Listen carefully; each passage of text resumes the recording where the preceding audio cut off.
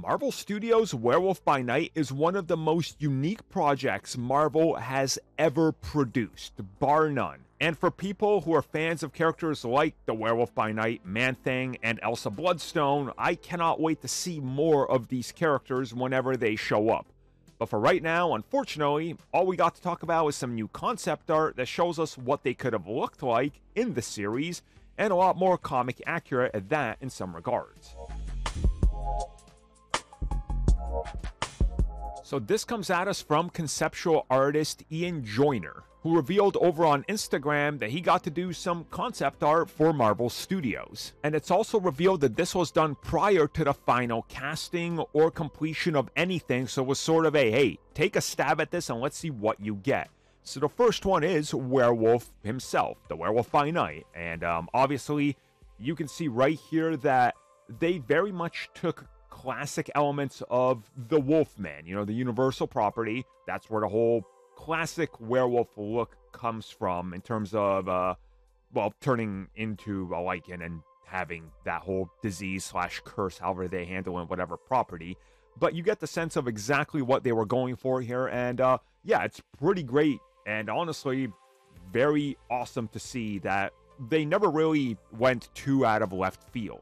That's followed up by Man-Thing over here, who looks awesome. And honestly, he looks just about as comic accurate as you can get, and pretty close to what we got in the final design.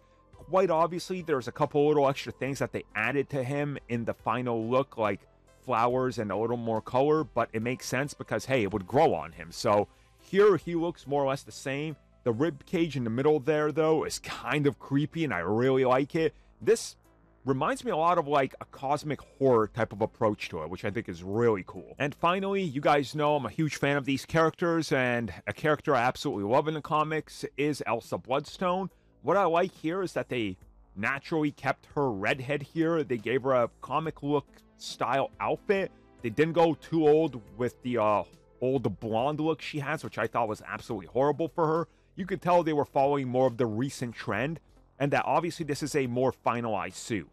The reason I don't think she wears this is quite honestly because it doesn't fit the story they were going for, but the next appearance she's in, I could definitely see an outfit like this, and I'm excited because they got the concept art and it looks like it's, well, pretty much a great interpretation of what you would have seen in the actual comic. So there it is, some pretty awesome key art for the characters and what they could have looked like, and honestly how close in design they ended up being. Now, again, yeah, we'll talk about how there's probably not going to be red hair on Elsa or the same outfit if inevitably they decide to scrap it or whatever, but we'll get to that outrage when the internet chooses to get to that outrage. Because we haven't hit the point yet where everybody's claiming Elsa is their favorite Marvel character of all time, just like they did with Abomination and whoever else they deem is worthy of that standing.